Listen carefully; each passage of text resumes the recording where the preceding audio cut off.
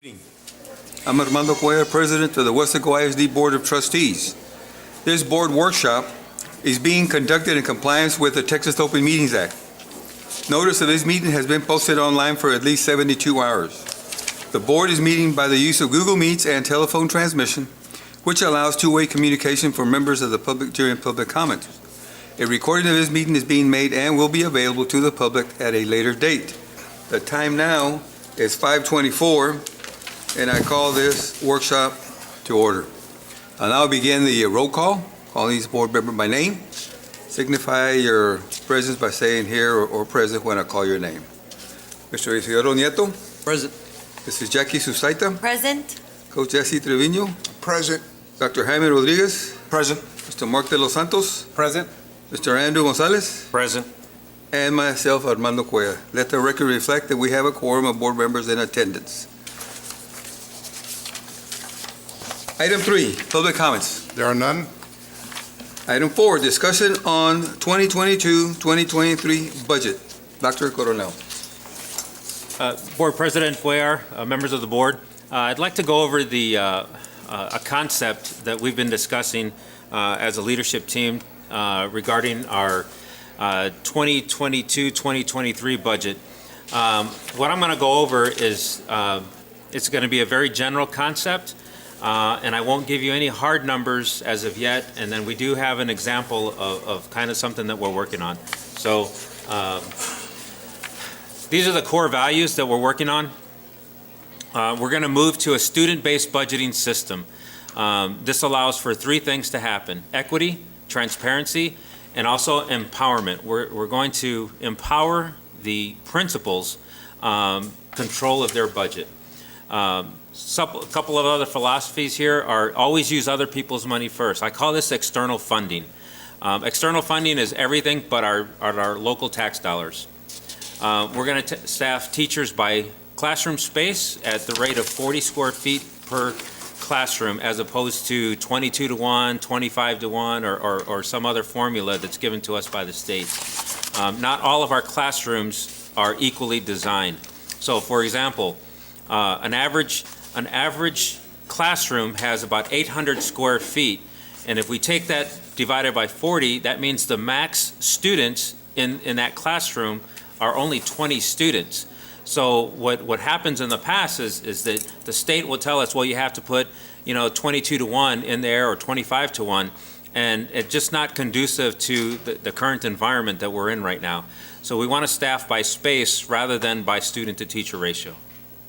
And again, I've mentioned this before, and this has become a well-known statement across the district now, is the strength of our district are the campuses. It's not central office. So really briefly, I just want to kind of go over some of the school revenues we're going to use for the budget preparation. Again, not all sources of revenues are listed, but these are the primary sources that we're going to be used for what we call salary availability. Again, FSP, which is our foundation plan, it includes a myriad of our basic allotment and basic ed, special ed, dyslexia, bilingual, and so forth, and I'm not going to read that to you. And then our tier 2 is our weighted average daily attendance. And then Title I, Title II, Title III, Title IV, Perkins, and then of course our local property taxes.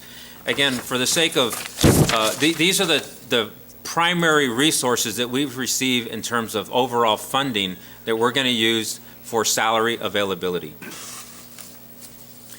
So here's the formula that we're going to use to develop that salary availability. We're going to take our FSP times our ADA. So we're going to shoot low for our ADA because of the fluctuations in ADA. Right now we're sitting at about between 90 and 91%. We're going to calculate our ADA at 87.5. Then we're going to take that number and we're going to multiply it by 72.5, which is going to represent 72.5% of our budget, strictly designed or allocated for salaries. In terms of our external funding, in terms of the other sources of revenue, Title I, II, IDEA B, which is our special ed funding, and our Perkins CTE, we're going to take 85% of that, and then we're going to allocate that strictly for salaries. Some preliminary numbers right now, we're looking, probably, well, I don't know what those numbers are yet, right? We don't know yet? We have a general ballpark. General ballpark, okay. So, next slide, please. So, school-based budgeting is not a new concept, but it is not a concept that is widely used. So there's three primary reasons for student-based budgeting. One is equity, and that was briefly discussed earlier. So we're going to put students where the needs are. So for example, equity allows us to level the playing field. For example, if I gave my glasses to a student that didn't need them, then that's not equity. But giving glasses to somebody that needs them is equity. So we want to level the playing field. Transparency. With the formula that we're going to use for transparency, we know exactly where the dollars are. Every campus is in control, and every campus has its own community. And the other one is empowerment. I firmly believe that our principals need to own their budget. And this means that they also pay their own utilities. So this means that I think they'll be a little conscious about leaving the lights on, but I hope that they don't teach in the dark either. So I just want them to know that they own their budget. So this is a traditional school-based budget. Central office decides what we give campuses. They operate within that environment. We staff it from our level rather than having a bottom-up approach. I think it's a little antiquated by doing it that way, but we want to be able to create an environment where campuses can thrive. And the only way we do that is through funding it accordingly. So here's an example of an allocation for a campus. So this, for example, and this I'm going to, each student gets a 1, and that's the weight of the student. And then what we're going to determine here is it's called a PUA, which is a per unit allocation. And that's going to be hard. So all campuses or all students receive the basic weight of 1. And then the weighted part is based on whether you're emergent bilingual, you're SPED, at risk, economically disadvantaged, and these are just examples, but there's GT, there's different types of weighted funding sources that we receive from the state. So all that will calculate, and so if we calculate and then we multiply, now here's the kicker here. We're going to do this based on max capacity of the school. So for example, if one school, or this particular school, has 750 max capacity, but they're only have 500 in enrollment, we allocate the 750, but we only release the amount that they have enrollment. So it's a gradual release. So in other words, they're going to have to be able to increase their own enrollment to release more funds.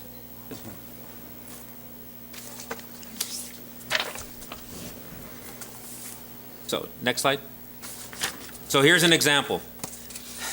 The principal and their secretary will come into central office and we'll have their total amount given for their budget. And basically, they can decide from a menu of personnel that they want on their campus based on an average teacher salary, an average assistant principal salary, basically what their utilities are costing, what they think they can save, and we'll have the data from previous years. So they'll be able to decide and have a lot of input in exactly how much money that their campus have and use accordingly. Everything will be supported by central office. Next slide. So here's how this works. So first we develop a model campus package, right? Basically the menu of personnel. We determine the number of classrooms, which we're working on right now, by campus. We determine the number of students per classroom at 40 square feet of space. That tells us how many teachers that we actually need to fund or allocate our funding for.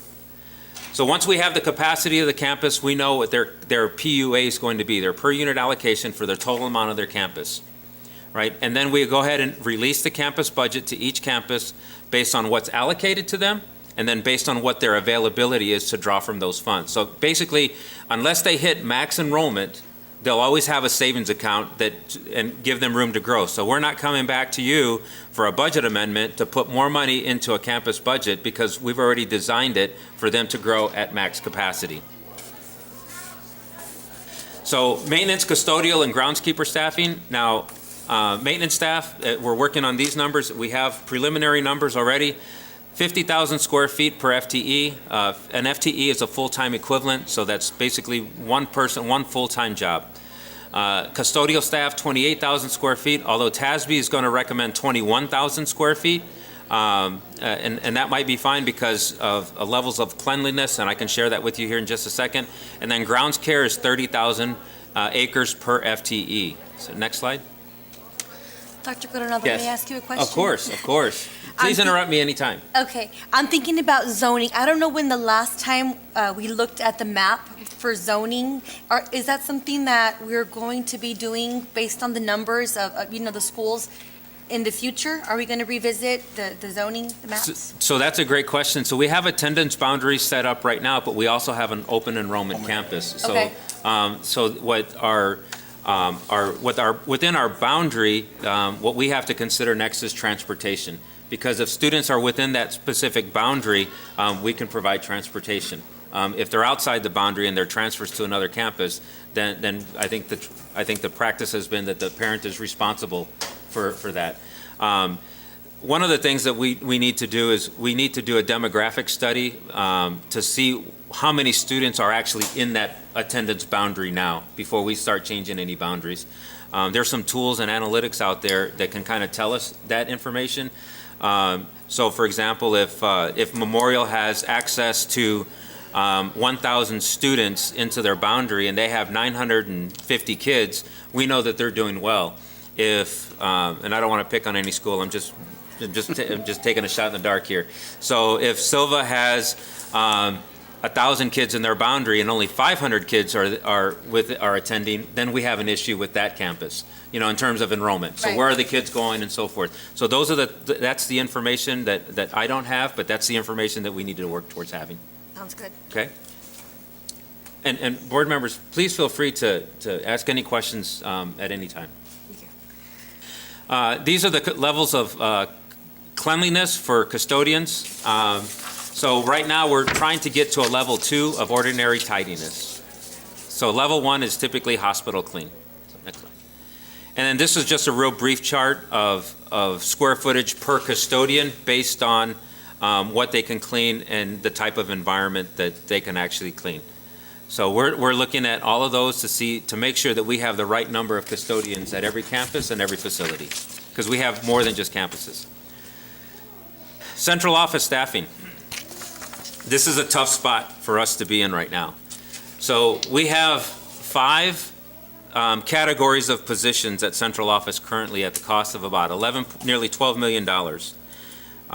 This is getting close to about 7% of our budget, which is high. We really want to be between 3 and 5% of our budget to manage central office. And so if you go to the next slide, Elise. That's every department in central office right now, to include what it's costing us in terms of what we spend at central office. Now, I could tell you this, that my recommendation here is going to be to slim down central office. I can tell you that for next year, no one will lose their job. We are not going to conduct a RIF, and my recommendation is that no one loses their job. But what I can't promise is that they'll be in the same location as they are today. And so that's what I'd like to recommend. Next slide, please. So these are the options regarding our salary increase. So option A is to do a reduction in force, which I just said that I didn't want to do, but that would be a way to do a pay raise if we so choose to. Option B would be to reorganize central office and offer no pay raise. In other words, we try to keep the status quo. The hard work is at the campus. And so much of our, in the TASB study, at least the preliminary studies, our elementary schools are actually understaffed. And so what we'd like to do is fill the elementary schools with a lot of personnel from the central office.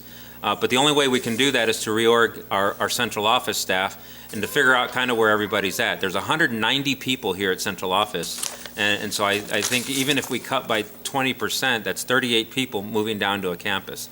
That may not get us to the 4 to 5%, but at least that's a start. Option C is to reorganize central office, tip into our ESSER funding, and fund a stipend. I'm not sure that using ESSER funding for human capital is wise. I think we need to ask ourselves, in ESSER, once ESSER is gone, we need to ask ourselves in 5 years, do we still have the value of that money? ESSER is a huge, it's a very large pot of money that we could capitalize on and reinvest into our school district to do something better that has a legacy. And that's what we really need to see, is we need to have a legacy option, and that's what ESSER really needs to be about.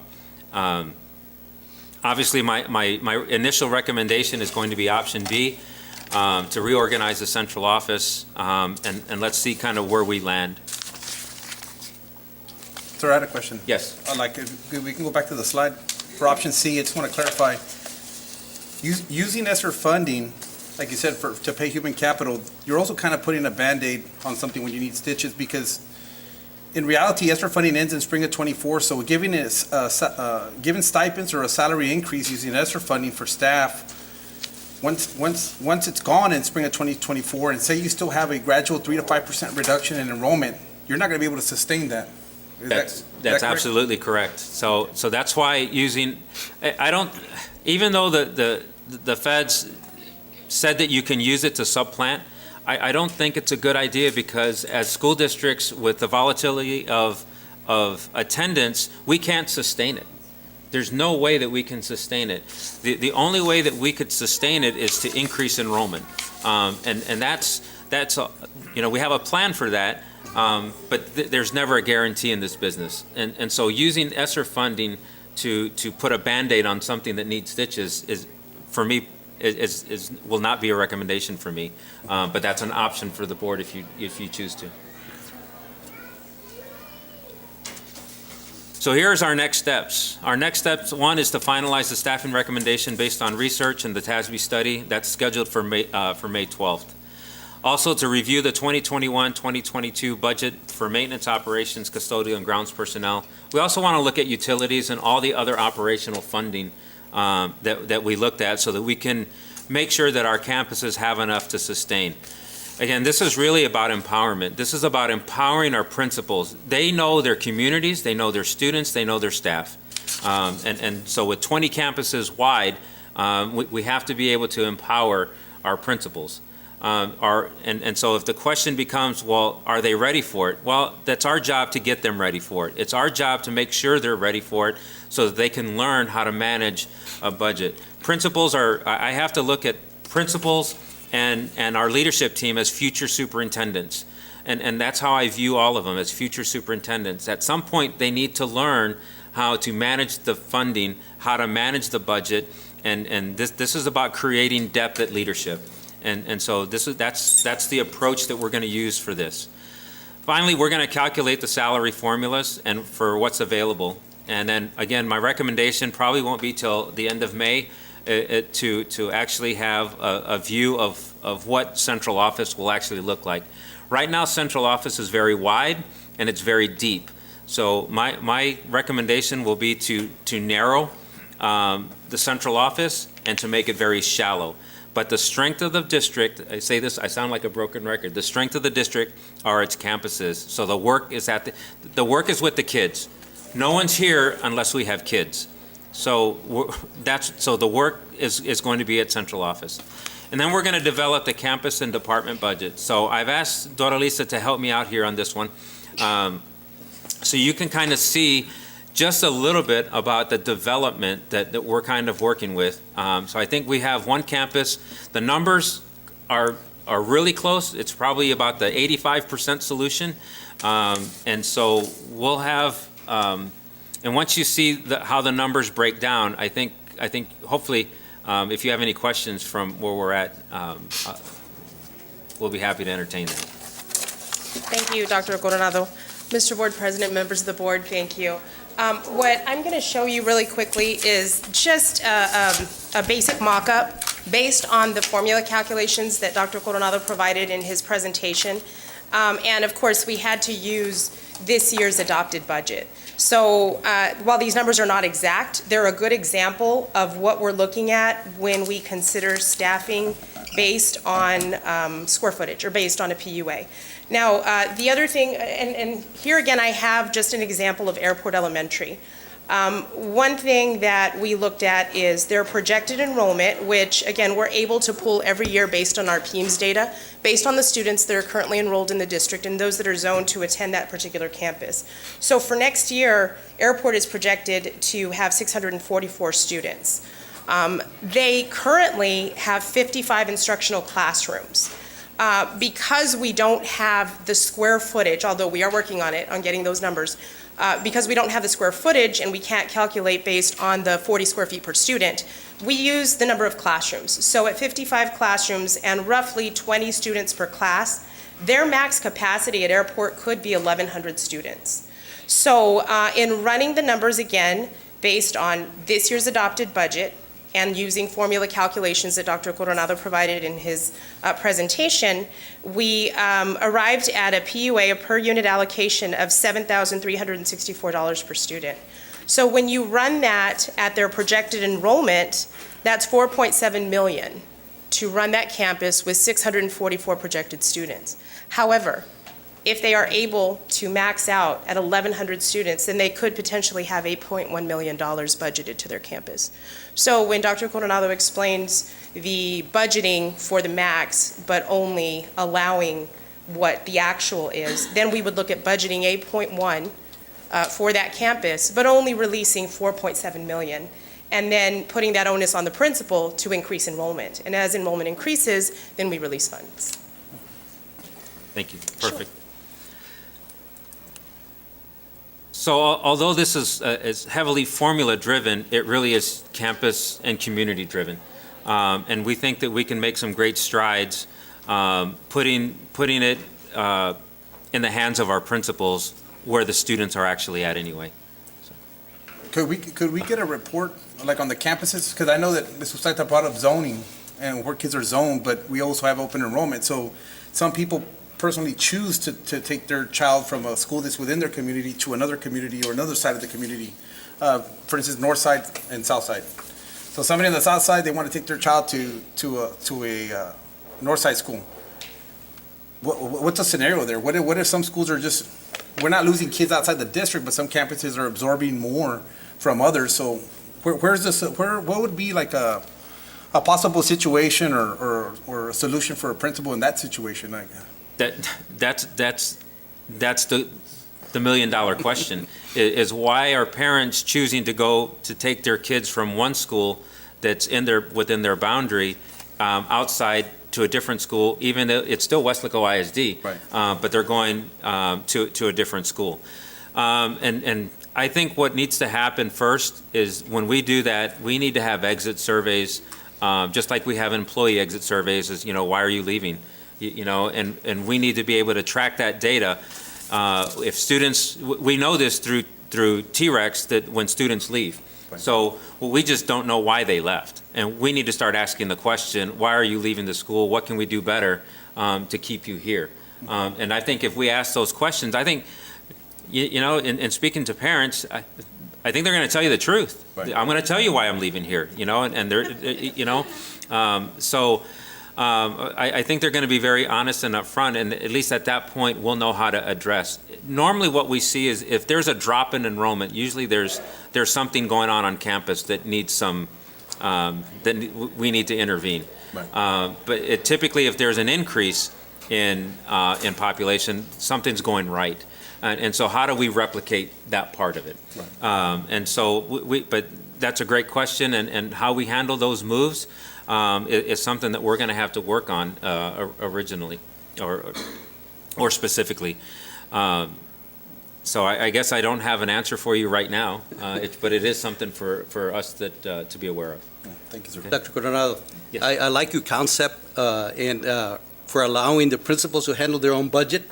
I believe that we have some quality principals in the district that with your guidance, they'll be able to handle their school. And I like the idea where you said there's a certain a maximum amount of students, but if they recruit more students, they get additional funds, which is great. Oh, this is a great, to me, it's a great concept because you're showing the community and you're showing our staff, which are also parents and taxpayers, that we're focusing funds on the classroom. And that's priority number one and first. And I just want to thank you for this presentation. And again, what I like is that it's equity-based. The money follows the student. And so there's no, well, how come they got this and we didn't? You know, well, you get more kids. That's how I can, that's going to be my answer for all the principals is, you know, get more kids. What are you doing differently? Again, I don't, what I don't want us to do, though, is put our campuses on silos or put them on islands. We don't have 20 islands. We're one, and I say this a lot. You know, I don't always agree with my two sisters, and we'll argue and we'll fight, but when it's said and done, I still love them, and so you know we're still one family, and so what I'd like for Weslaco ISD to understand as well, and the Weslaco community is that it's not about the haves and the have-nots. We're still one family. You know, when I first got here, you know, it was welcome to the family. So we're still one. We may not always agree, but we do understand each other. And we need to make sure that we are equitable in everything that we do. And the onus is on central office to support the principals, to make sure if they're struggling, we need to help, we need to intervene. I don't think, and I think you said it right. It'll be in their principal's hands, and if someone is struggling, we're there to help them. Correct. You know, and some people are just, you know, hey, leave me alone. I got this. Okay, you go for it. It's just one less thing that we have to worry about.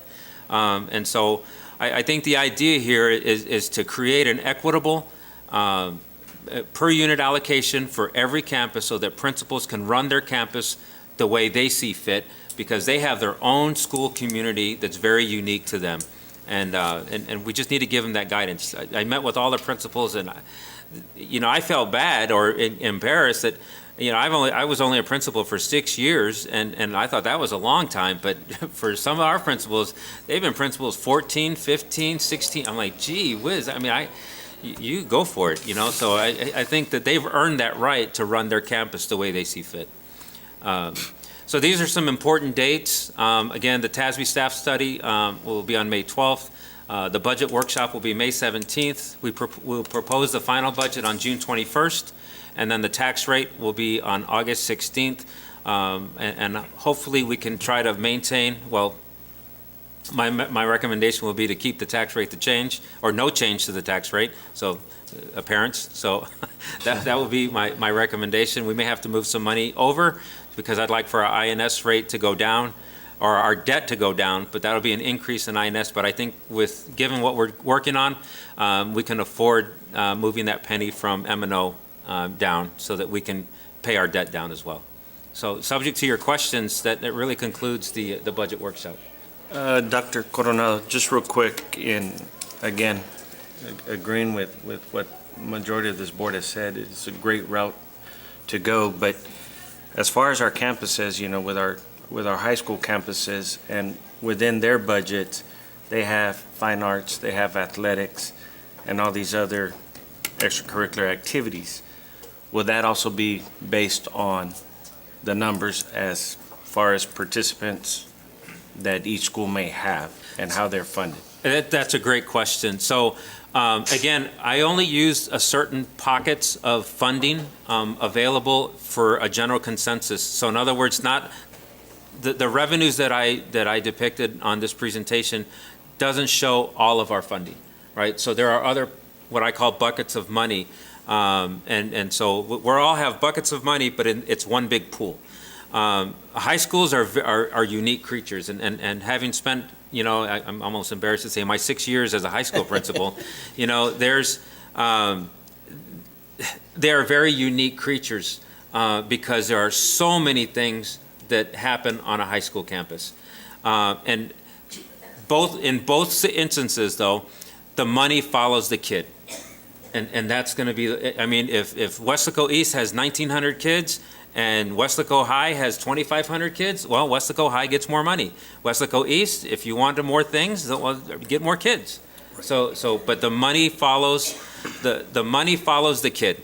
And so it's going to be equitable, and I promote fine arts, I promote athletics, I promote all of the things that are a reason for kids to come to school.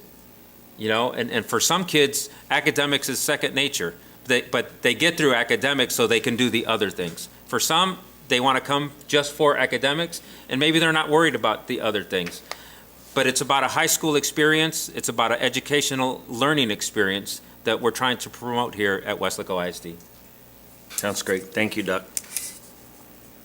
Any more questions? Dr. Coronado? Outstanding. Thank you very much and staff for working together. The concept of family and equity is a key term that I really, really like. Everyone will be treated the same. So thank you so much for that. Thank you, Board President. I will say that a lot of credit goes, I didn't do this by myself. This was, in fact, I apologize to the staff. Normally, I don't like meetings more than an hour. And I have taken a lot of their time lately and trying to put this together. So I want to hand it to the district leadership team for being very supportive and patient with me as well. So Thank you.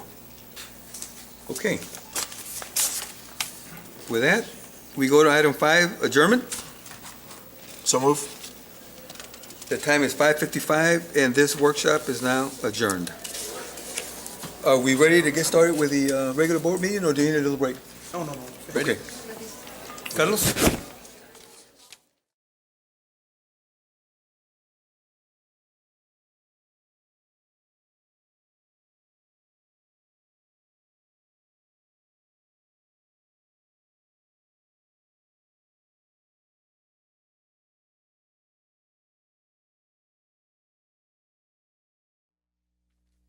Good evening. I'm Armando Cuellar, President of the Weslaco ISD Board of Trustees. This regular board meeting is being conducted in compliance with Texas Open Meetings Act. Notice of this meeting has been posted online for at least 72 hours. The board is meeting by the use of Google Meets and telephone transmission, which allows two-way communication for members of the public during public comments. A recording of this meeting is being made and will be available to the public at a later date. The time now is 5:56. And I call this meeting to order. I'll now begin the roll call. Call each board member by name. Signify your presence by saying here or present. Mr. Isidoro Nieto. Present. Mrs. Jackie Sustaita. Present. Coach Jesse Treviño. Present. Dr. Jaime Rodriguez. Present. Mr. Mark de los Santos. He is present. Yes. And Mr. Andrew Gonzalez. Present. Let the record reflect that a quorum of board members are in attendance. Item 3, opening prayer.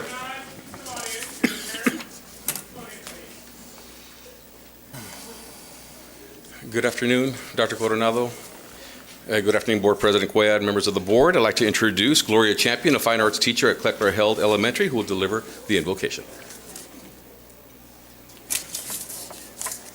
Good evening, everyone. Thank you for having us here. Loving and gracious Father, you are indeed our almighty and loving God. We know that it is only through you that all good things come. We thank you for all your countless blessings, great and small, and for being with us here today. We thank you for our administrators, teachers, students, and staff, and all their successes. We especially thank you today for the blessing of our new superintendent, Dr. Dino Coronado.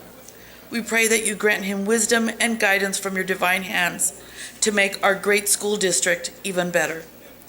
We pray for your abundant blessings on our school board as they continue to seek your wisdom and guidance as our school year nears its end and they prepare for a new school year. Lord God, be with them in deliberations and help them to make the most wise and just decisions for the benefit of all those who place their trust and confidence in their leadership. Guide them, Lord, that all they do is right and good in your sight. It is through your hand that their decisions will be good for all our students, teachers, staff, administrators, and community. And grant them, Lord, the humility to always seek your will, that all our successes and victories be in praise and glory of your great and holy name. In the name of the Most Holy, amen. Thank you. Thank you very much. Item 4, Pledge of Allegiance, Texas Pledge. Dr. Coronel. I'd like to turn this over to Mr. Carlos Rivera.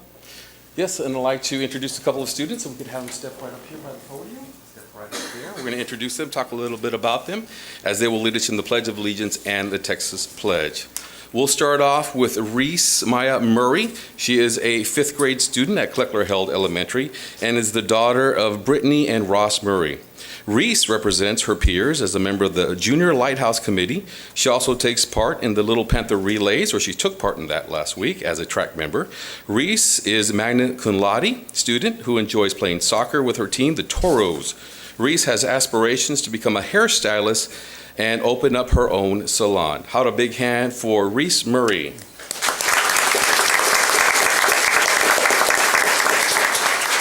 And if her parents are here, can they please stand and be recognized? Her parents, are they here? Okay.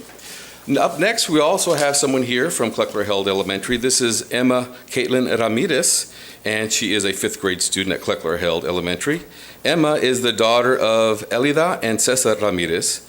Emma proudly represents the student body as a member of the Junior Lighthouse Committee, just like Rhys. She is also a member of the Kleckler-Held Choir and also competed at the Little Panther Relays. Emma is a magna cum laude student who hopes to become an educator so that one day she can inspire, motivate, and educate students just like her mother has done. How about a big hand for Emma?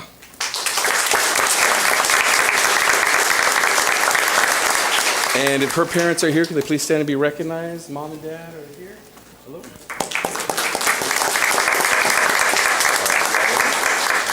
If everyone can please rise, face the flag for the Pledge of Allegiance. And students, whenever you're ready, you can lead us. Okay? Ready? I pledge allegiance to the flag of the United States of America and to the republic for which it stands, one nation, under God, indivisible, with liberty and justice for all. Texas Pledge. Honor the Texas flag. I pledge allegiance to thee. Texas, one state under God, one and indivisible. Thank you.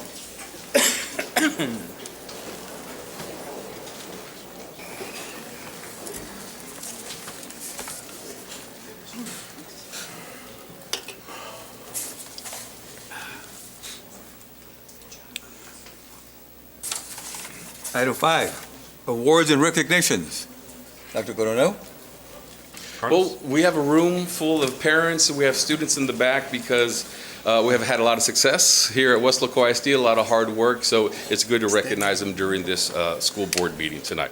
So tonight, as they enter the room, we have members who have been celebrating the arts this month. We are honoring several young artists who recently won top honors in the NAHA RGV Youth Art Month contest held at the Weslaco Museum. And these students won first place or best of show distinction in several different categories. So we'll be recognizing students from elementary schools and from high schools as well. All right. So how about we give them a big hand to our students who are here today? We have some of our students here that are represented once again at the elementary level, middle school, high school level. We also have some of their instructors here as well and their parents. So as I say your name, if you could please step forward so we can recognize you. We'll start off from Justice Raul Gonzalez Elementary, first place in sculpture category, Chloe Peña. Is she here, Chloe?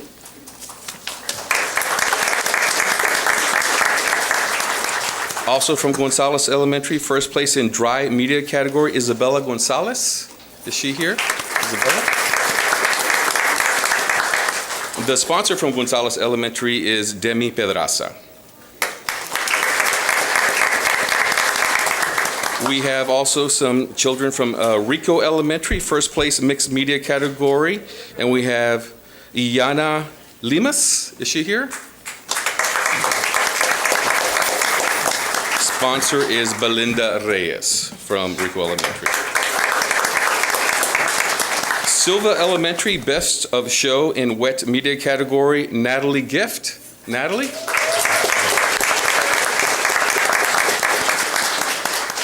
And the sponsor for Natalie this year was Natalie Llanos. Sponsor Natalie Llanos. And if Natalie Gift's parents are here, can they please stand and be recognized, parents? Congratulations. Sam Houston Elementary, best of show in dry media category, Amaret Elizondo.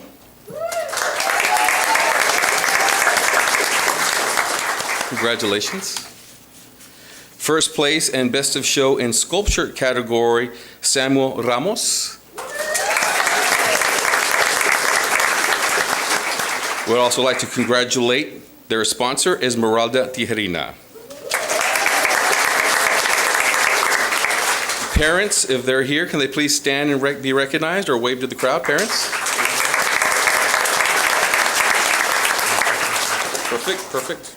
All right, now let's go to Mario Ibarra Elementary. See, we have some more students here. First place mixed media category, Michaela Guajardo. Michaela Guajardo. First place wet category, Jimena Gallardo.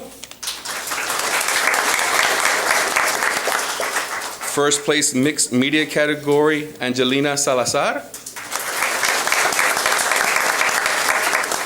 Best of show in mixed media category, Benjamin Zavala.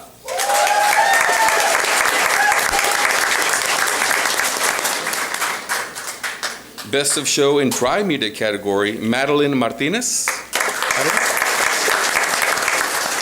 Best of show in sculpture category, America Villanueva.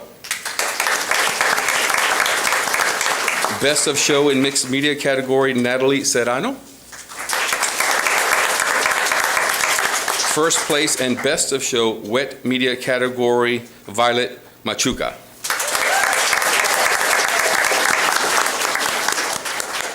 And the sponsor at Ibarra Elementary, Cynthia Duran. Ms. Duran.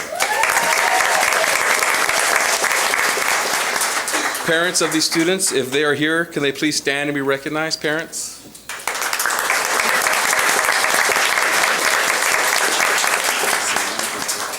Who? Rhys.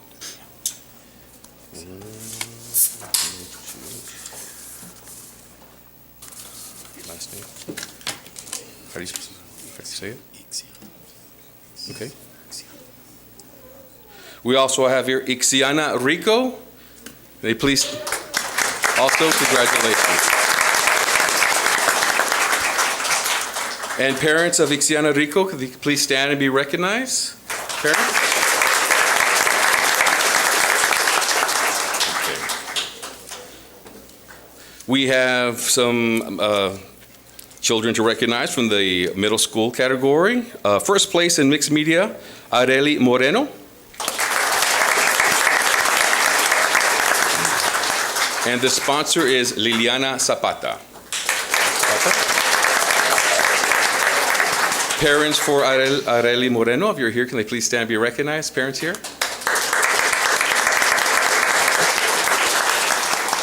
Thank you. All right, let's move on to high school. High school students also competed in the RGV Youth Art Month contest. Also, students went up against students from Harlingen CISD, Mercedes, Donna, and other districts. And winning top awards, I know we have one high school student here. We'll go ahead and name some of these other students that are also recognized that also won. We'll start off from Weslaco East High School. First place in digital photography, Caitlin Mendoza. Best of show in digital photography, Ashlyn Guevara. And their sponsor is Maria Miller. From Weslaco High School, first place mixed media category, Clarissa Hassel.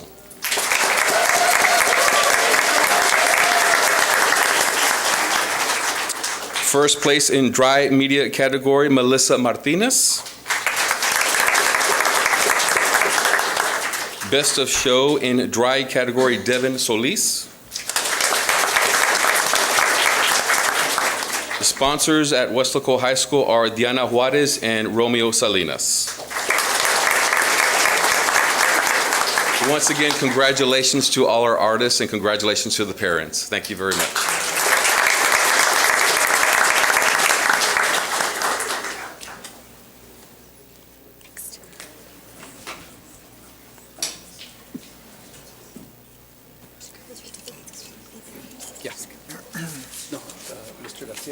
Okay, up next, our next group of students. How about we give them a big hand as they enter the room? We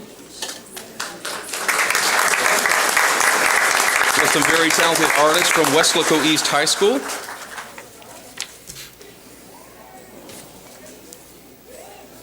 So we do have a good group of students here. We have 4 of our students representing. As I say your name, if you can please stand and be recognized, so you can be recognized.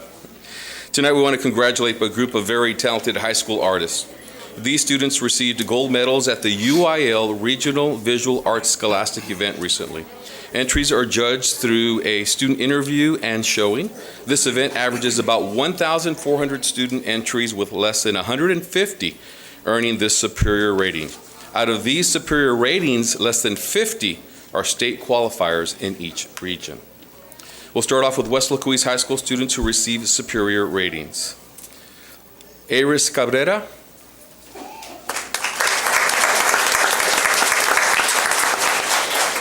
Destiny Garcia. Tanya Cano. Justina Mangos. Andrea Garcia. Darlene Vasquez.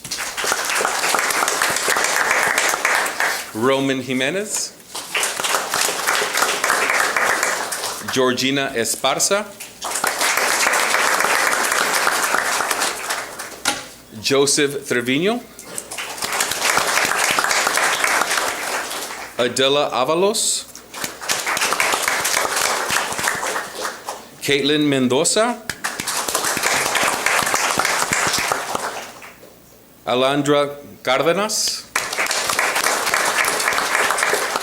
Isabella Gatton. Alexandra Gomez. Joseph Rodriguez. A.D. Neira. Renato Torres. The following students are state qualifiers. We have Ashlyn Guevara and Angela Martinez. We'd also like to recognize Weslaco East High School art teachers James Miller, Maria Miller, and Horacio Ramirez. And parents of these artists, if they're here, can they please stand and be recognized? Parents.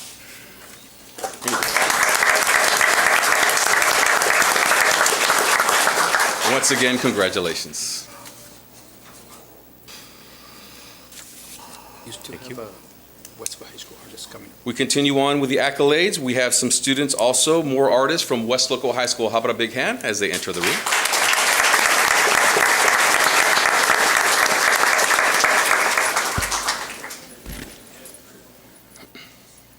And students, when I say your name, if you could please step forward so that we could recognize you and give you a certificate. We'll start off with Audrey Calderon.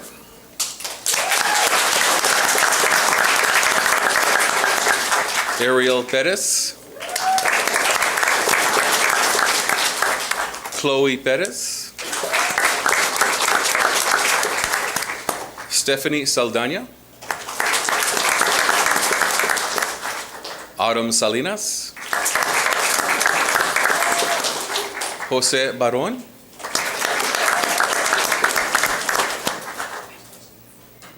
Itzel Fiscal. Romy Garza. Inida Germain.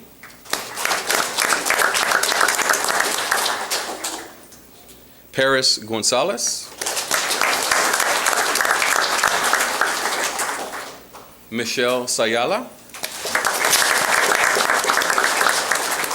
Devin Solis. The following students received 2 superior ratings and are advancing to state. Clarissa Hassel.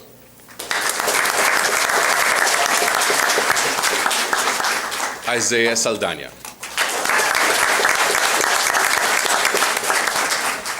Weslaco High School art teachers are Diana Juarez and Romeo Salinas.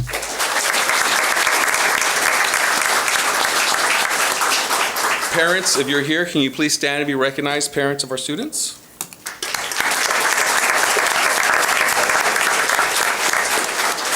Once again, congratulations, students. You may exit this way.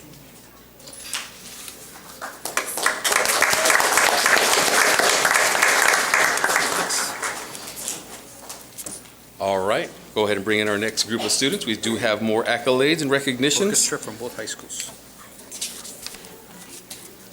How about a big hand for these musicians as they enter the room?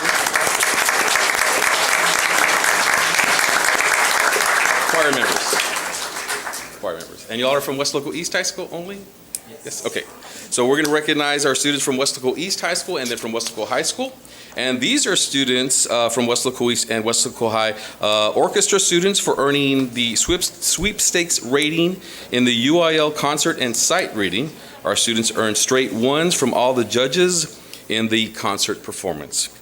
So as I say your name, if you could please step forward so you can be recognized and receive a certificate. Representing Weslaco East High School, we'll start off with Adrian Alejandro.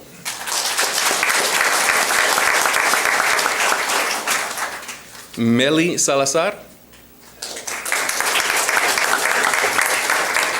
Journey Cáceres. Caressa Perez. Luis Valdez. Ileana Martinez. Alaya Mesa. The orchestra director is Bianca Garcia. And parents, if you're here, can you please stand and be recognized, parents?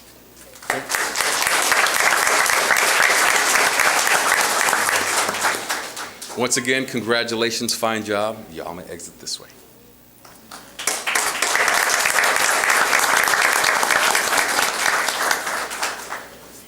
Up next, we have some fine arts students from Weslaco High School. How about a big hand as they enter the room?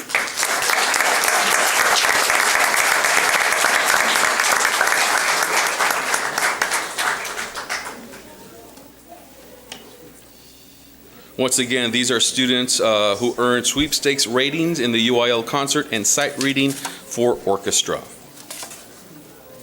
Okay, get everybody in here before we get started. Go ahead and start another row. Start another row.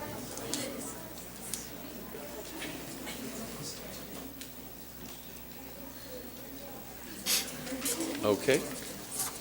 All right, students, as I say your name, if you could just step forward so you can be recognized and we can give you a certificate, okay? So we'll get started.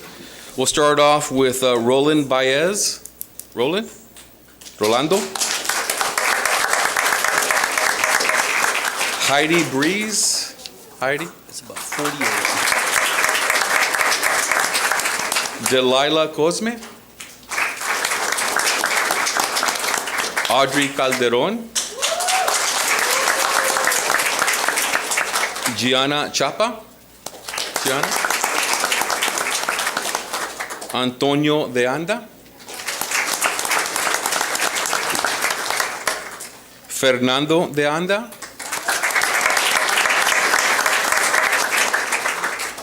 Haley de la Mora.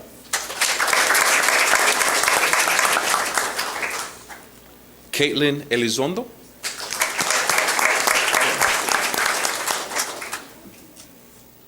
Vashti Estrada. Caitlin Fortescue.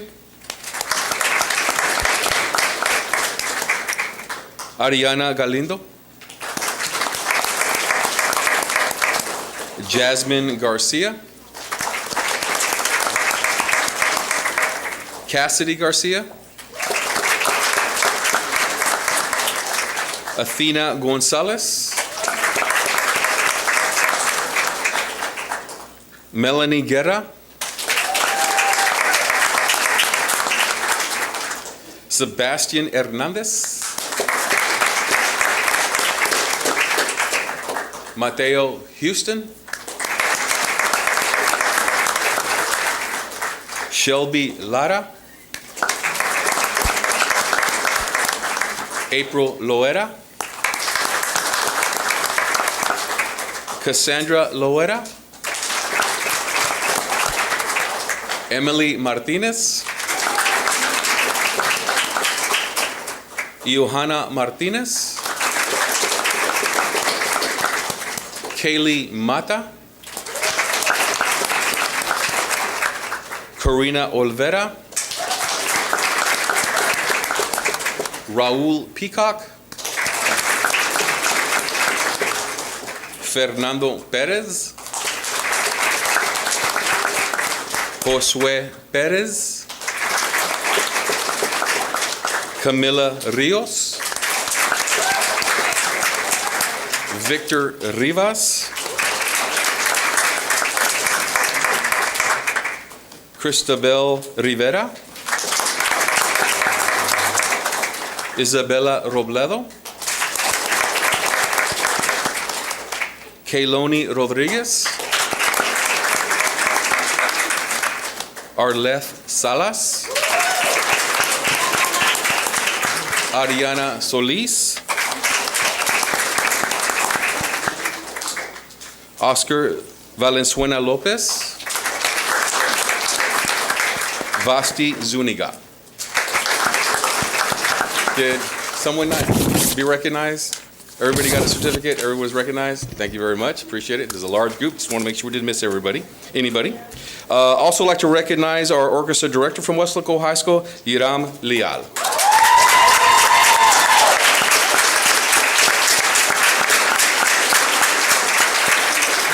And parents, if you're here, can you please stand and be recognized? Our parents.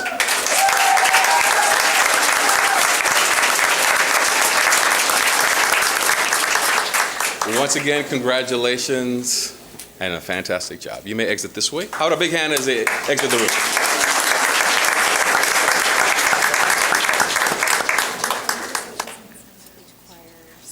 Okay, sounds good. Thank you.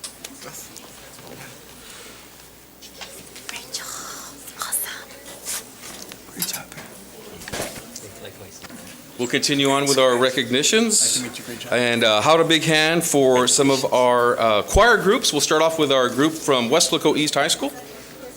How do big hand as they enter the room?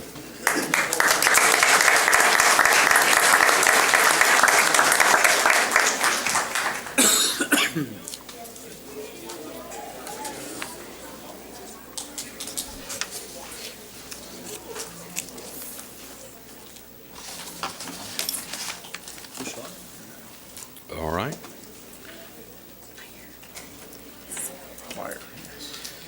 Representing Weslaco East High School here tonight, sweepstakes ratings in UIL concert and sight reading. Our talented young singers made history, earning this distinction for the first time in each of the school's history. Representing Weslaco East High School, we'll start off with, as I say your name, some of y'all have been here before, but as I say your name, you can please step forward so we could recognize you and give you a certificate. We'll start off with Alejandro Alejos.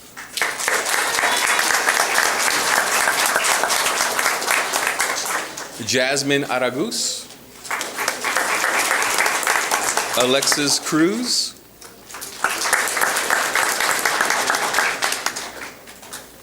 Paisley Garza. Brianna Gomez.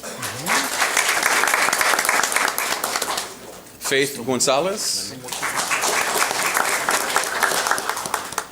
Hope Gonzalez. Vivian Lara. John Lopez. Janet Lopez. Ruby Maldonado.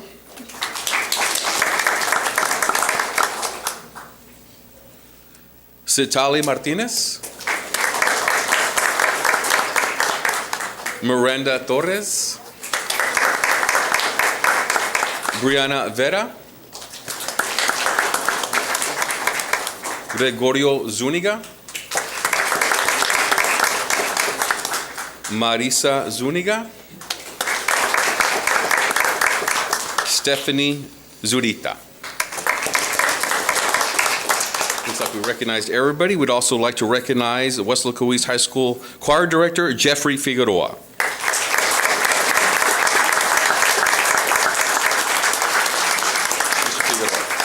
Parents, if any of our parents here, can they please stand and be recognized? Parents, are you here?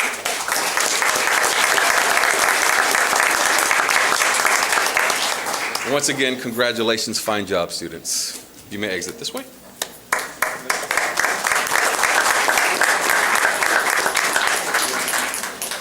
Great job, guys. Good job, babies. Congratulations. Congratulations.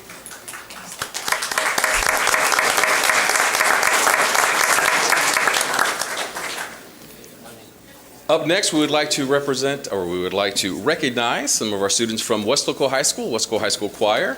How about a big hand as they enter the room?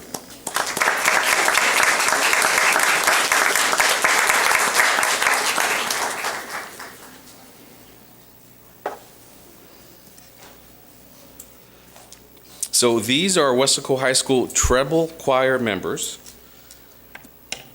Also, sweepstakes rating in UIL concert and sight reading. Well, as I say your name, you can please step forward so you can be recognized. We'll start off with Iris Acevedo.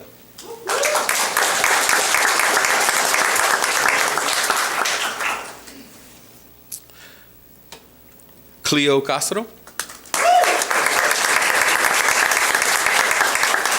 Isabella Garza. Brianna Gonzalez.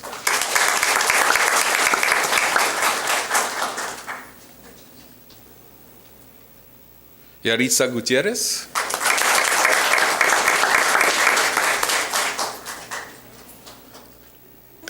Briseida Martinez. Catherine Molina. Nicole Ochoa. Kendra Valdez.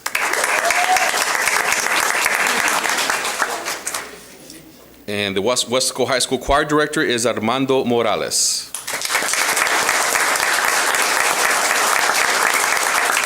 We'd also like to recognize our parents. If parents are here, can you please stand and be recognized? Parents.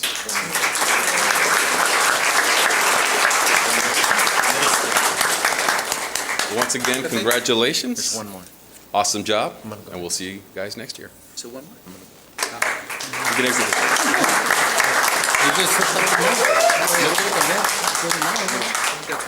Okay, we also would like to recognize some of our some middle school students, also for doing very well and receiving sweepstakes ratings at the UIL concert and sight reading. How about a big hand for them? They're from Central Middle School. So as I say your name, if you could please step forward so you can be recognized. We'll start off with Melody Garcia.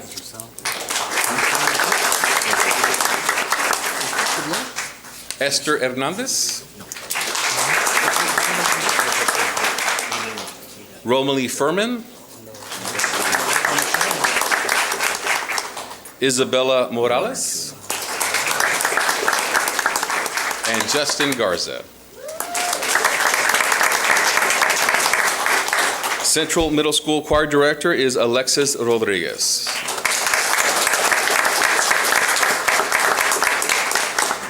Parents, if you're here, can you please stand and be recognized, parents of these fine students?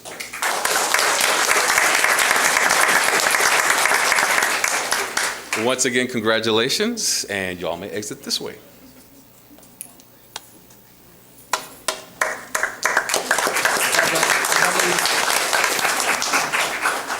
We have one more group of students to recognize.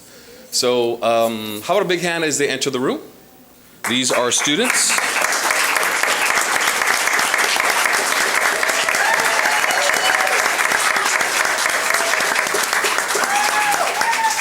That's it? Oh, from Weslaco East. Okay. We're going to start off with some of our students from Weslaco East, and these are students who were involved in FFA. We want to congratulate our high school students who competed and excelled in the 2022 Rio Grande Valley Livestock Show. These students from the Future Farmers of America clubs put in the countless hours to develop and show their animal exhibits. We'll start off from Weslaco East High School. As I say your name, if you could please step forward to be recognized. Winning Red Brangus Breed Reserve Champion, Genaro Rincon.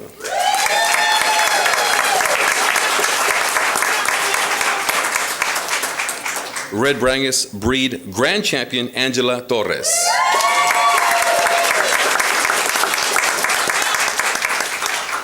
Grand Champion Lamb Showmanship, Miranda Garza.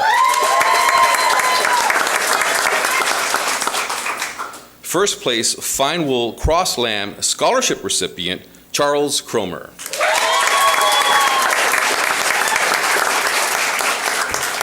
Also Commercial Heifer Reserve Champion, also won class champion in the Photography Elements of Design Division, Eileen Martinez. We'd like to recognize their sponsor, John Romo, if you're here. Romo. Parents, if you're here, can you please stand and be recognized? Parents.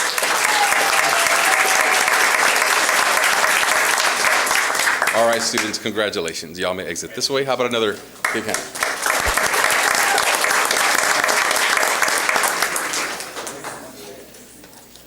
Up next, we would like to recognize some of our FFA students. Now from Weslaco High School, how about we give them a big hand as they enter the room?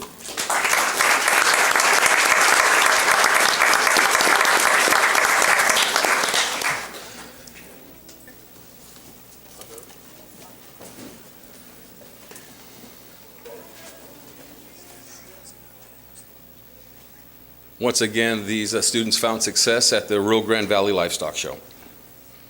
We'll start off with Weslaco High School FFA in the Market Rabbits Division. Champion, Other Pure Breed Rabbit, Micah Parker.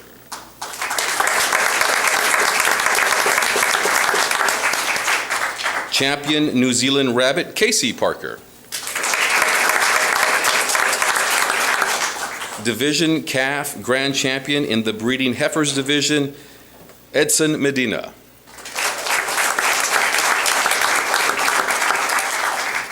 We have the Breeding Sheep Division, Reserve Class Champion, Diego Calderon.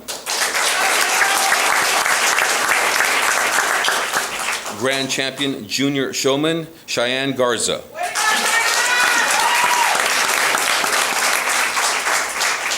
In the Market Goats Division, Class Champion, Diego Calderon. Reserve Class Champion, Joseph Leal. Reserve Class Champion, Summer Fuentes.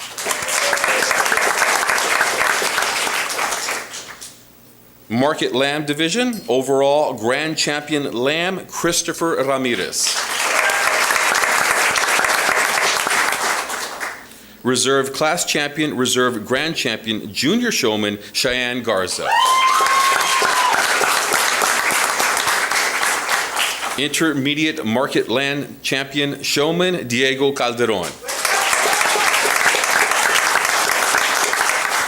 Reserve Class Champion, Jasmine Garza. Reserve Class Champion, Kayla Zuniga. FFA Shop Projects, Reserve Class Champion in Cutting Board, Rowley Sandoval. Not here. Reserve Class Champion in Home Interior and Appliances, Jesse Garza. In Photography, Class Champion in Landscape and Scenery, Sofia Eva Luna. Class Champion in Food category, Jaden Tostado.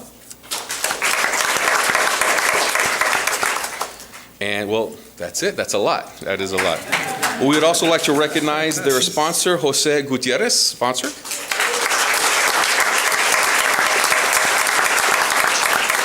And we also do want to recognize their parents. How about their parents? Let's give them a big hand.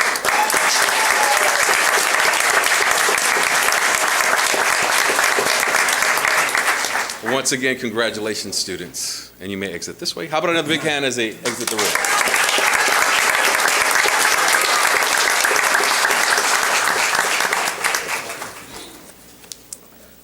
That concludes our awards and recognitions. A lot of them. Thank you, Carlos. Yes. And congratulations in order for all the outstanding achievements and to the parents and sponsors for a job well done. Thank you very much. Item 6, proclamations. Dr. Coronel. Board President, Board of Trustees, I'd like to turn this over again. Hopefully, if you need some water, let me know. But, Thank you. So Carlos here for the proclamations. We have several proclamations that we would like to read here tonight for the month of May. We'll start off with a School Nutrition Week. So if anybody's here from the Food Services Department. Is anybody here? Yes,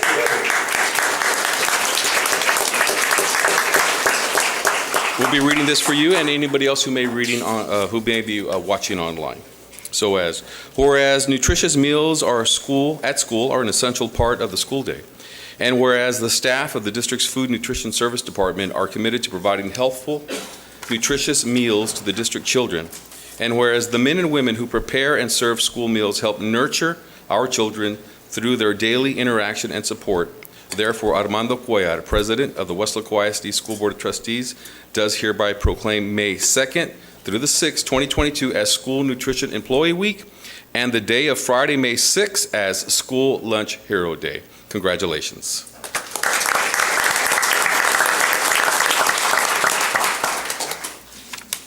Up next, we have School Nurses Day. School Nurses Day. So nurses, our nurses are here. Medical assistants.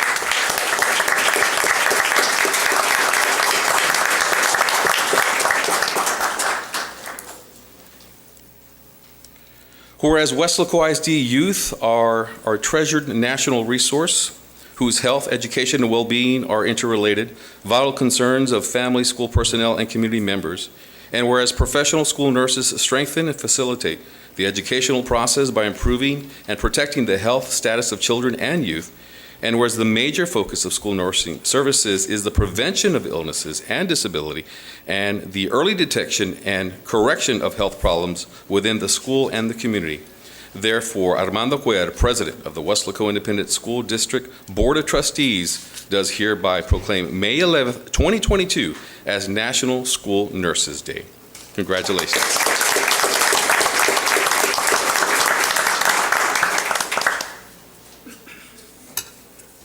Up next, I'd like to read a proclamation for Teacher Appreciation Week.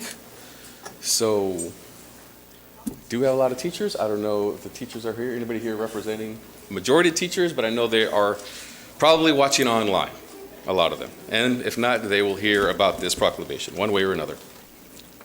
Teachers. Whereas Weslaco ISD teachers make public schools great, and whereas Weslaco ISD teachers work to open students' minds to ideas, knowledge, and dreams, and whereas WISD teachers keep American democracy alive by laying the foundation for good citizenship, and whereas Weslaco ISD teachers fill many roles as listeners, explorers, role models, motivators, and mentors, and whereas WISD teachers continue to influence us long after school days are only memories, therefore Armando Cuellar, President of the WISD Board of Trustees, does hereby proclaim May 9th through the 13th, 2022 as Teacher Appreciation Week. Congratulations, teachers.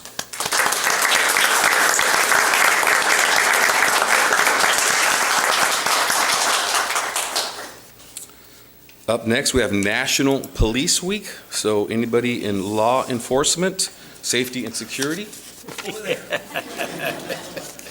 Sir, this is for you. Whereas the members of the law enforcement agencies of the City of Weslaco, Hidalgo County Sheriff's Department, Hidalgo Precinct 1 Constable's Office play an important role in safeguarding the rights and freedoms of the citizens of our community. And where it is important that all citizens know and understand the problem, duties, and responsibilities of their policing departments, and that members of our school district recognize their duty to serve the people by safeguarding life and property, protecting them against violence or disorder, and protecting the innocent against deception and weak against oppression or intimidation.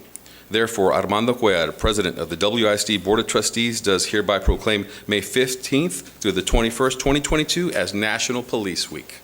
Thank you.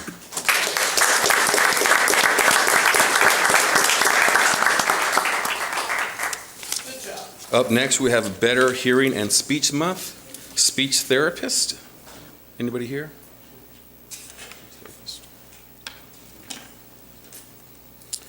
Be it so resolved that the month of May be proclaimed as Better Hearing and Speech Month. We encourage all citizens to recognize the achievements of our professionals in improving the quality of life for people with communication disorders. We salute the speech language pathologists and speech therapists who work tirelessly to bring better hearing and speech to the 1 in 10 families who are affected by the communication disorders. Speech and language disorders take many forms. Babies can be born with this disorder. Accidental injury or illness can cause them at any age. Speech and language disorders can limit academic achievement, social adjustment, and career goals. Therefore, Armando Cuellar, President of WISD Board of Trustees, does hereby proclaim May 2022 as Better Hearing and Speech Month. Thank you.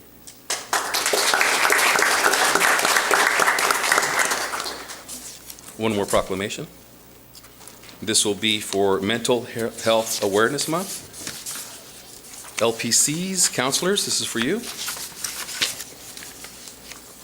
And they are here. LPCs. Whereas the COVID-19 pandemic has created national challenges to mental health, with nearly 45% of adults in the United States reporting that their mental health has worsened since the start of the pandemic response in 2020. And whereas many Americans are experiencing mental health challenges that they have never experienced before and are not equipped with the knowledge of how to navigate the complex mental health system. And whereas this does not include the significant ripple effect on their families and friends, the impact of mental health illness reaches families, neighborhoods, schools, and the workplace. Whereas an important part of educating the community and erasing stigma is raising awareness around the fact that mental health services are available. WISD utilizes diverse skill sets, including trauma-informed care, behavior management, and care coordination. And Weslaco ISD credentialed and skilled staff are both flexible and proactive in supporting students who are experiencing a complex mental or behavioral health challenges. And whereas Weslaco ISD licensed professional counselors are available to provide services which include mental health assessment, student support plans, consultations, case coordination, professional development trainings, and campus presentations. Therefore, Armando Cuellar, President of the WISD School Board of Trustees, does hereby proclaim May 2022 as Mental Health Awareness Month. Thank you.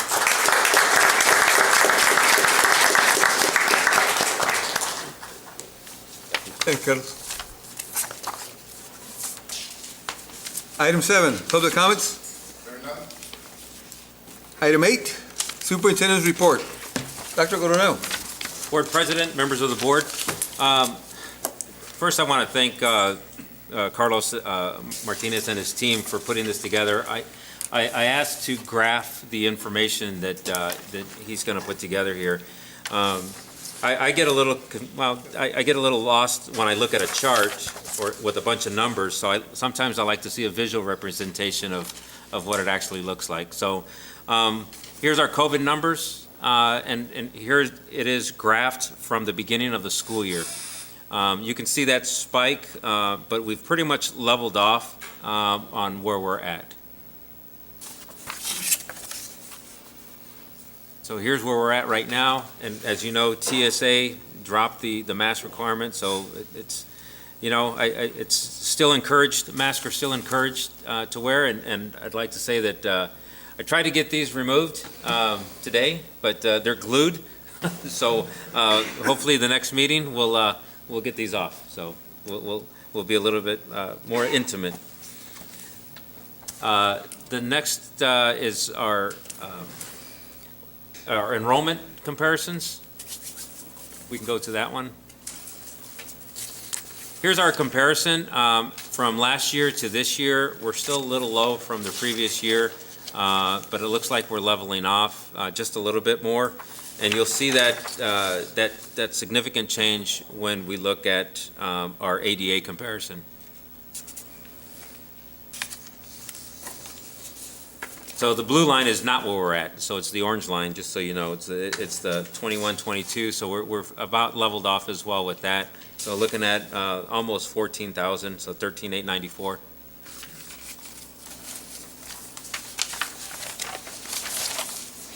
Again, our district enrollment currently, it's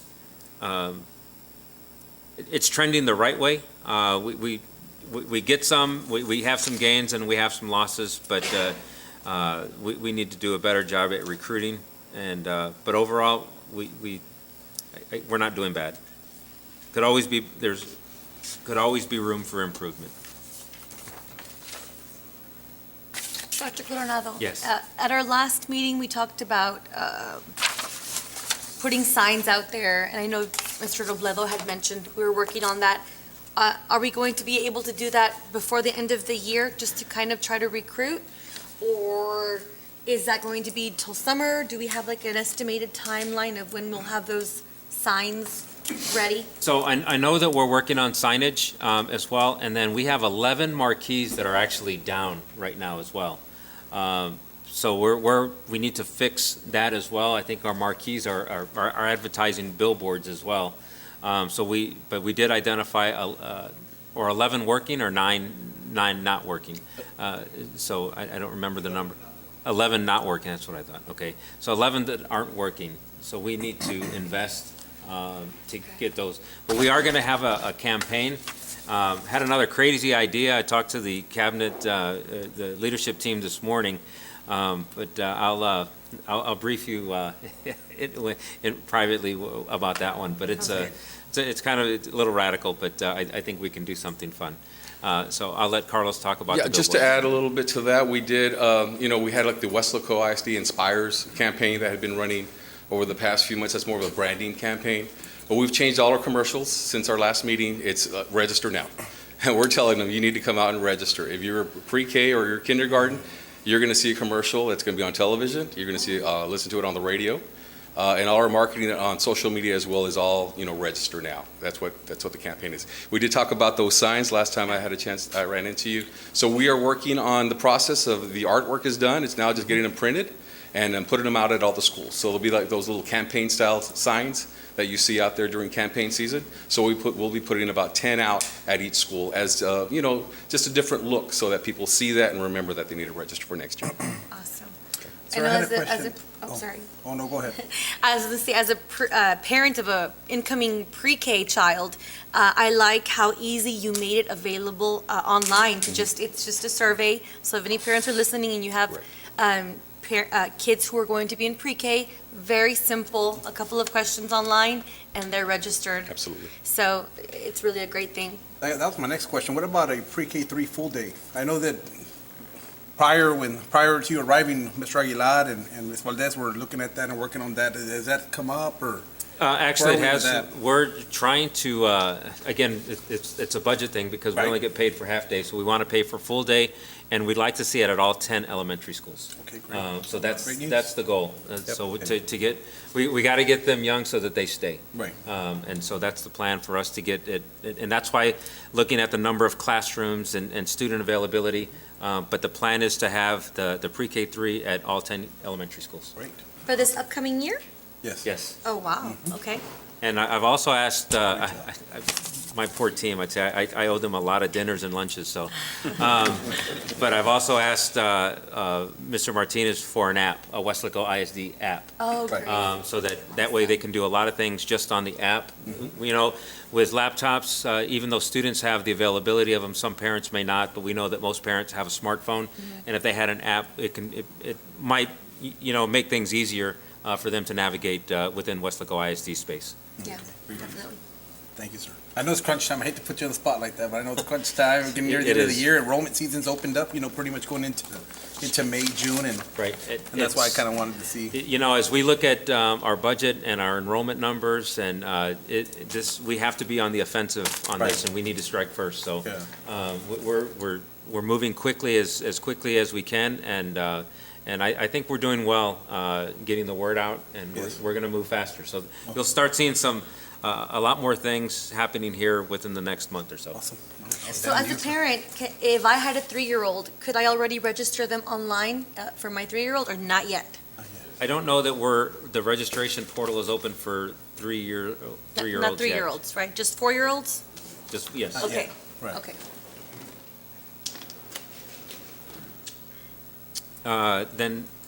So that's where we're at ADA-wise, and let's see, I think we should go to the last.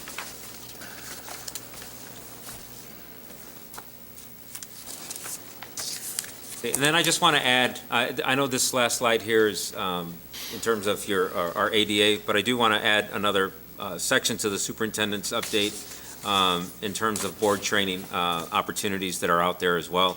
I know that we have a conference in May. There's also a Summer Leadership Institute in the summer in June, and then there's also the Text Connection in September.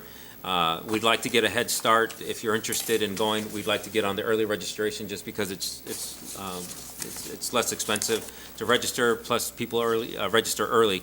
So if you if you want to attend any of those 3 trainings, make sure you let Rosemary know or myself know, and we can get you registered and take care of all the arrangements as well. And as things come up in terms of training and so forth, I'll let you know as well. Oh, thank you, sir. Thank you. And then, subject to your question, that completes my superintendent's report. Thank you, Dr. Coronel. We now go to item 9, consent agenda. Trustees, go through and see if there's anything you'd like to pull. If not, then we'll take it to a vote. Approval?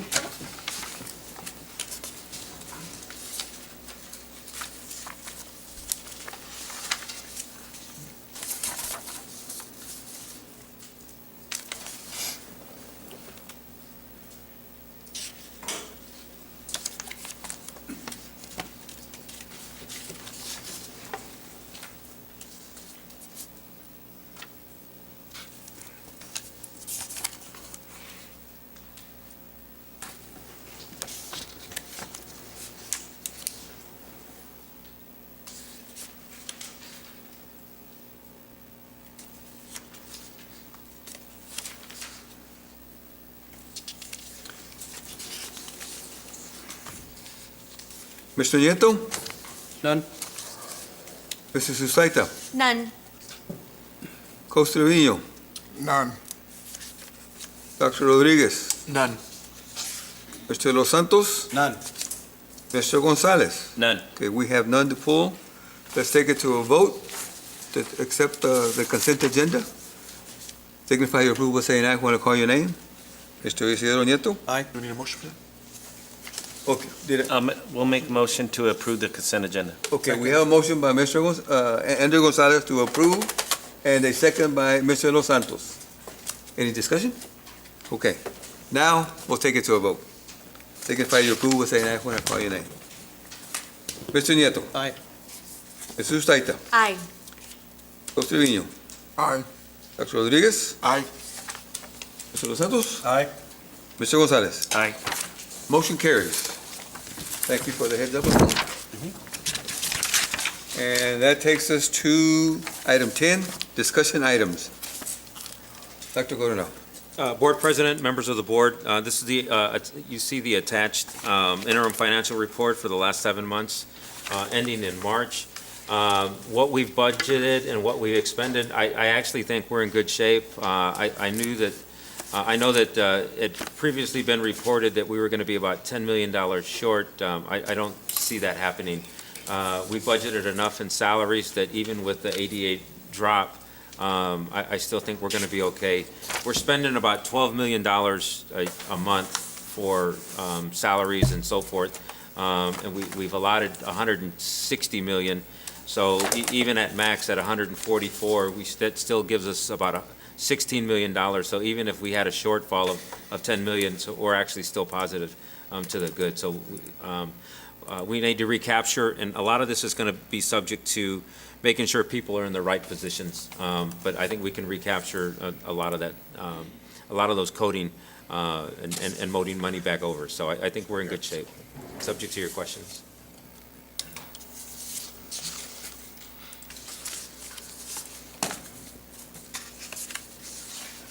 So I know I'm gonna ask the question because I'm pretty sure we've been hearing it for a while.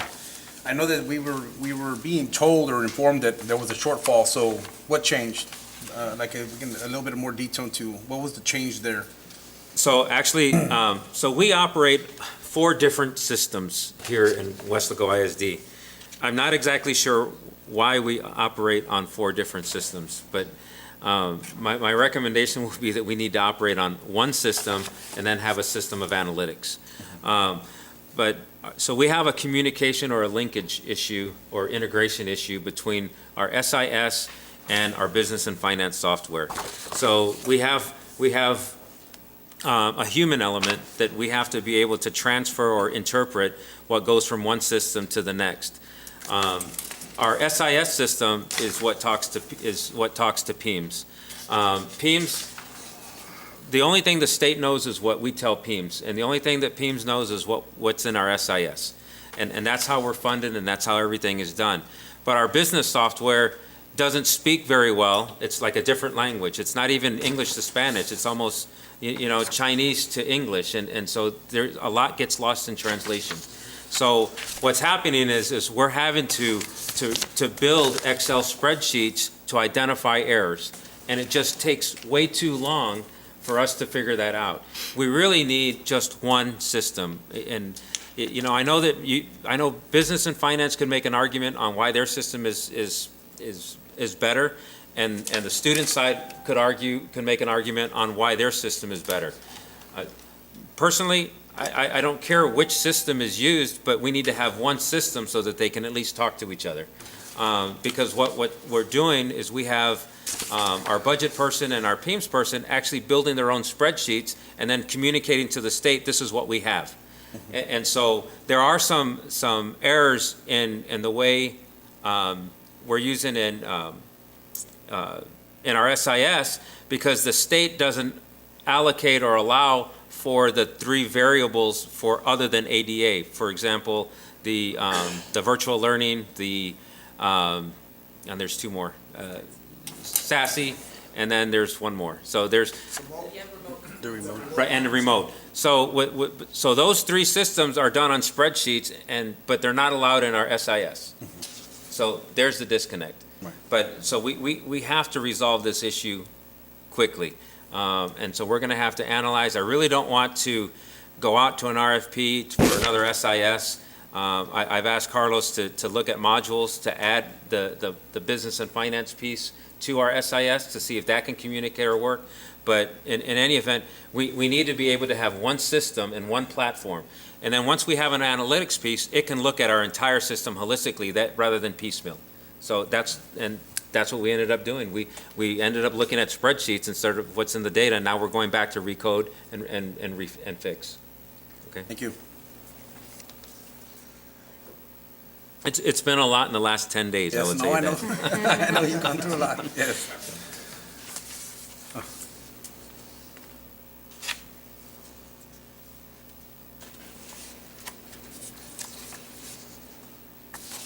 Any more questions?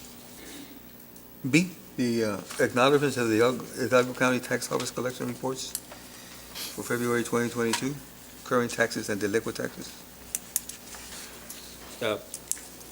Board President, members of the board, you see the tax collection rate that we have. I'm pulling it up here.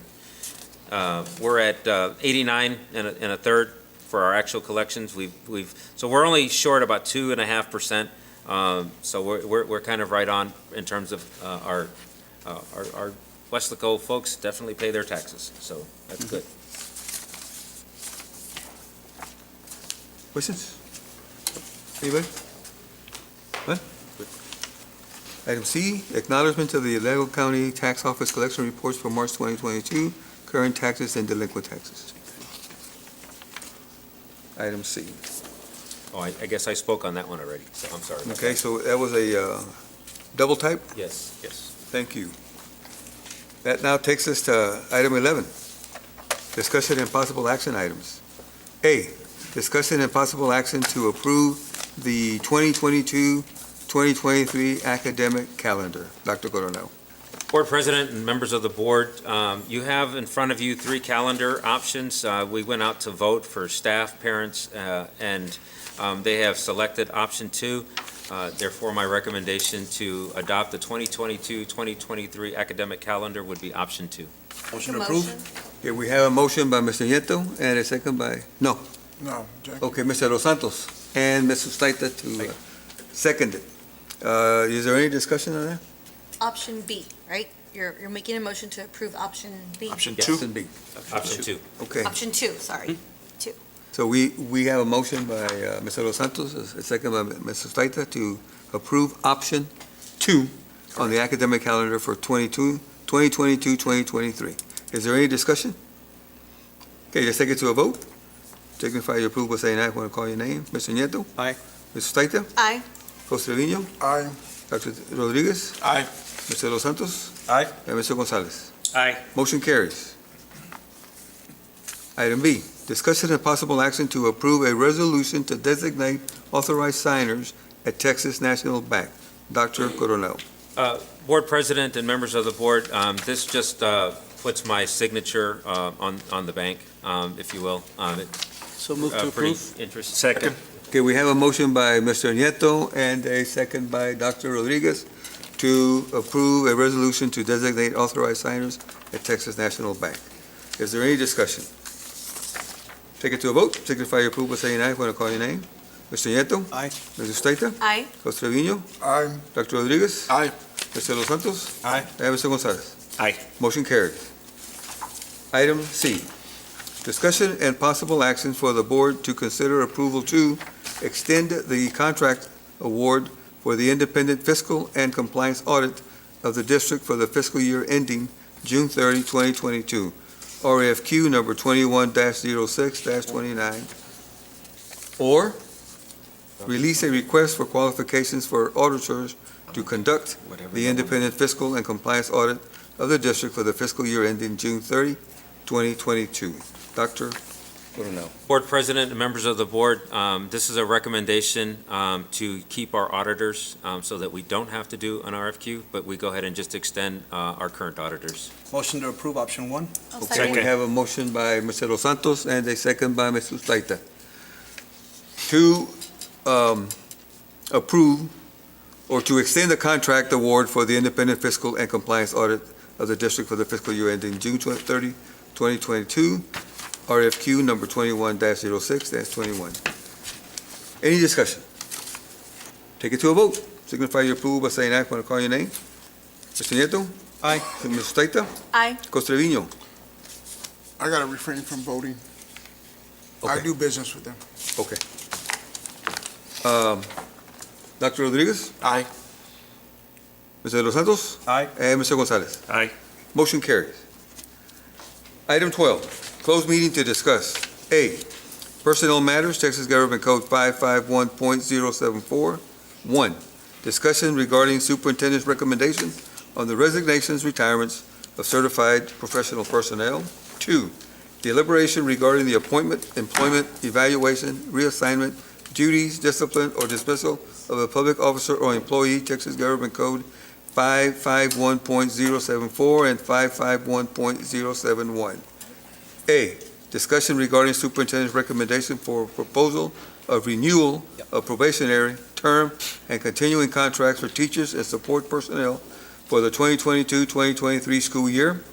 B, discussion regarding superintendent's recommendation for proposal of renewal of contracts for district administrators and assistant principals on one-year contracts.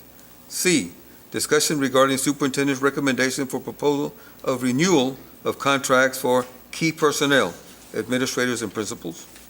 D, discussion regarding superintendent's recommendations for proposal of non-renewal of 2021-2022 probationary contracts. And B, consultation with attorney regarding A, pending or contemplated litigation, B, a settlement offer, or C, a matter in which the duty of the attorney to the Weslaco ISD under the Texas Disciplinary Rules of Professional Conduct of the State Bar of Texas clearly conflicts with Chapter 551 of the Texas Government Code, Texas Government Code 551.071. The time now is 7:04, and we are going into closed session. The time now is 8:40, and we have reconvened an open meeting. Item A, possible action if necessary on items discussed in closed meeting. 1, discussion and possible action regarding superintendent's recommendation on resignations and retirements of certified professional personnel. Dr. Coronel. Board President, members of the board, I recommend my recommendation as we discussed in closed session. Move to approve. We have a motion by Dr. Rodriguez and a second by Mr. Los Santos. Let's take it to a vote. Signify your approval by saying aye when I call your name. Mr. Nieto. Aye. Mr. Staita. Aye. Costa Trevino. Aye. Dr. Rodriguez. Aye. Mr. Los Santos. Aye. And Mr. Gonzalez. Aye. Motion carries. Item 2, discussion and possible action regarding superintendent's recommendation for proposal of renewal of probationary term and continuing contracts for teachers and support personnel for the 2022-2023 school year. Dr. Coronel.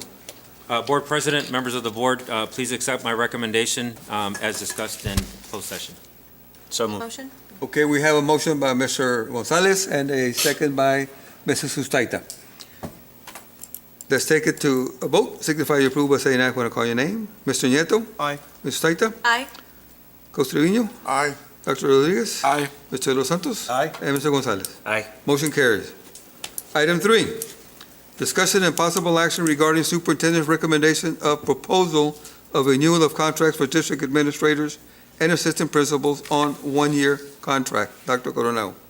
Board President, members of the board, please accept my recommendation for the proposal of renewal of contracts as discussed in closed session. Motion to approve. I have a Second. motion by Mr. Los Santos Second. and a second by Mr. Gonzalez. Andrew, right here. You had the second? Mr. Gonzalez. Mr. Gonzalez. Thank you. Let's take it to a vote. Signify your approval by saying aye when I call your name. Mr. Nieto. Aye. Mr. Staita. Aye.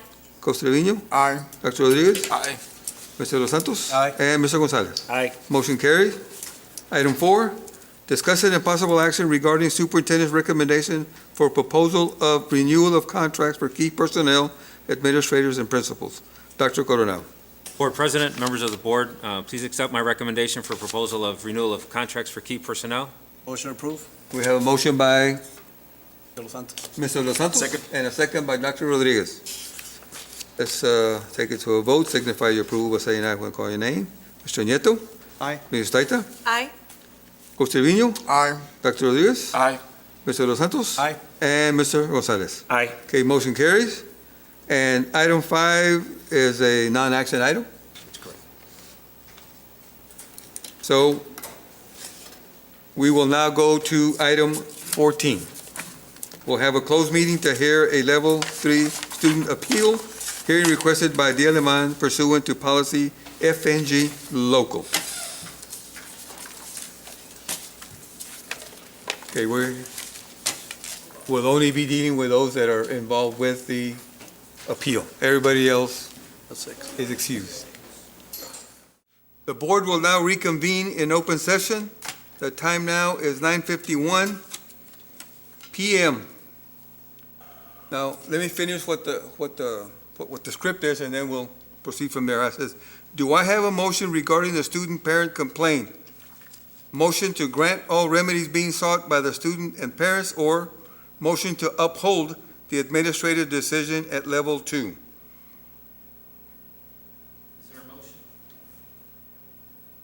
Do I have a motion to either or? I make a motion to uphold the administration's decision at level 2. Okay, Mr. Los Santos has made a motion to uphold the administrative decision at level 2. Second. Second by Mr. Nieto. Okay, let's take it to a vote.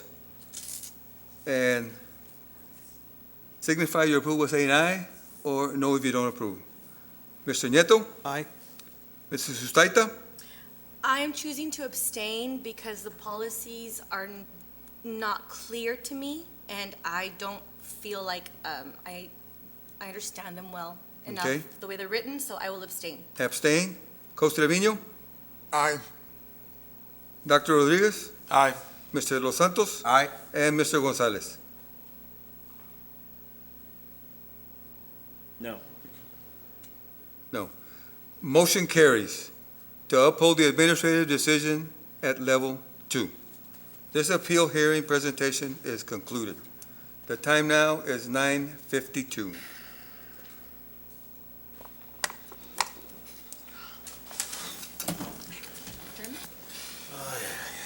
Adjournment. There's no adjournment? Coach Cuevas, Uh, you have to There's adjourn. nothing here about adjournment, but No, go back to the regular meeting. yes. Oh, that's right. Go So, back to yeah. regular meeting. Back to the regular meeting. That's what I then. say. It's 9:52, so we are adjourned. He's gonna talk to you real He's quick, going to sir. talk. He's gonna talk to you. We still have to adjourn. We still have to adjourn from the regular meeting, right? No, we still have to end the regular. We still have to end the regular meeting? Yeah, we have to. We still have to adjourn.